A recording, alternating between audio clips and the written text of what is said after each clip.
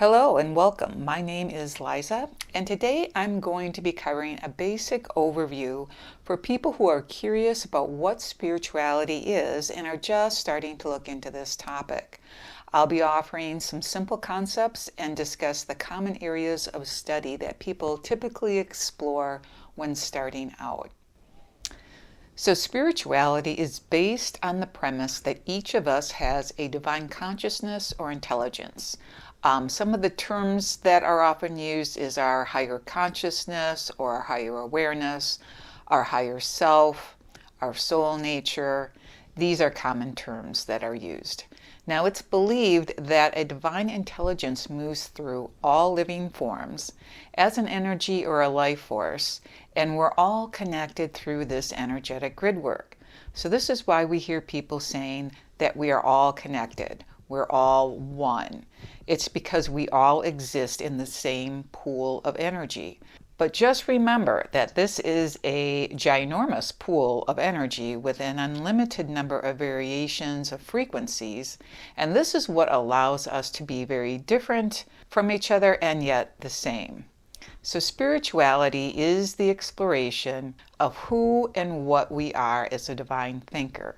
How does this influence our lives? How can I understand it? And how can I use it to make my life better? Now, when I first started studying spirituality, the question came up as to why humanity didn't already know that they were a divine being inhabiting a physical form. Wouldn't that have helped us out a bit? And the theory presented in the esoteric teachings that I studied explained that there was a forgetting process that occurred when divine consciousness first came into the human form. Now, the divine thinker that we are had never taken on a human form before. This was like a whole new thing. And apparently, it was a bit of a shock to the divine consciousness that we are.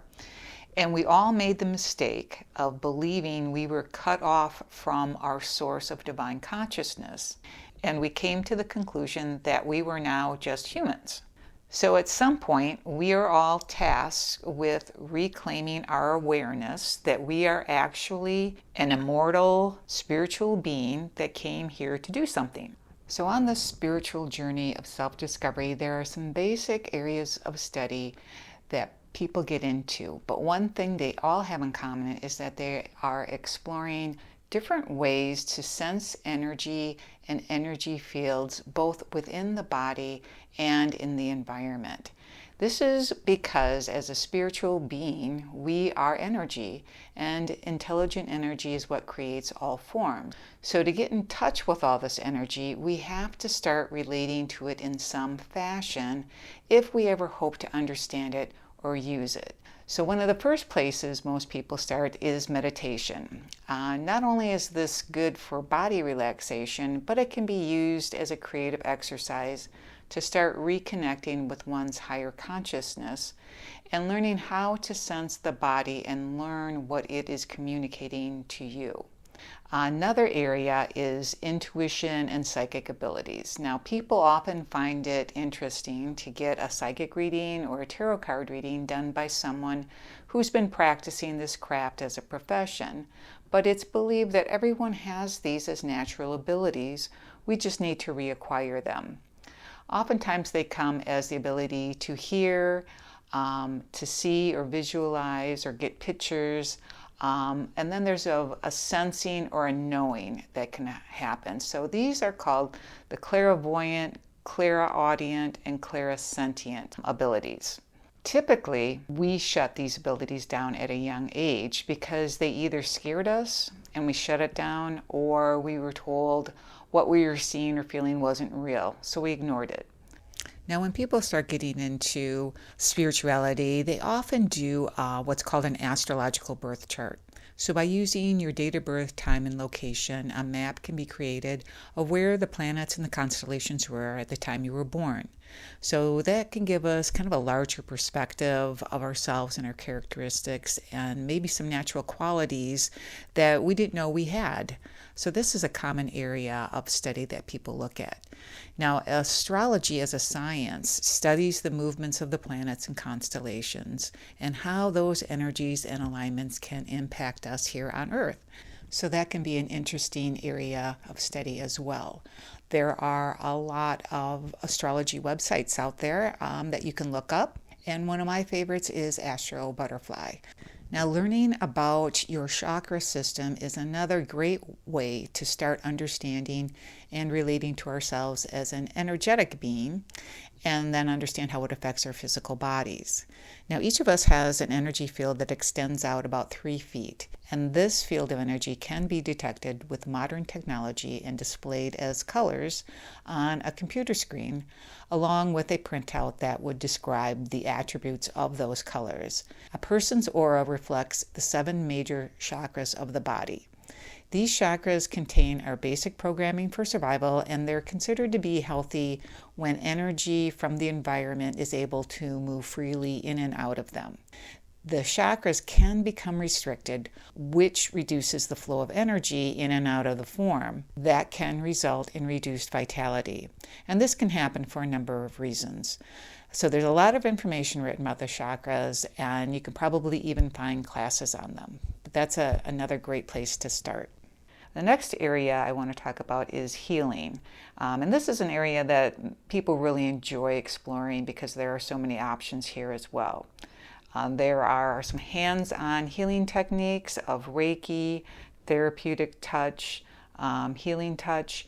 One can either get a session and experience it for themselves, or you can take classes on how to do it for yourself and others. There's sound healing, there's crystal healing, there's breathing techniques, there's EFT tapping, and brain spotting, to name a few. Now, another thing that we saw during the COVID years is that it revealed the epidemic of mental health problems in our country. There is a lot of information about how one's thoughts create, and they're quite powerful, and they can affect one's physical, mental, and emotional well-being. So this is a big area of study that one can dive into. Now, the last subject I'm going to talk about is healthy relating, and this is a topic that will become an important field of study as humanity moves forward in its learning process. Now, this is about understanding our motivations when we relate. Knowing what we're doing and why we're doing it brings a much-needed awareness and responsibility to our actions instead of behaving or acting without thinking and then denying responsibility.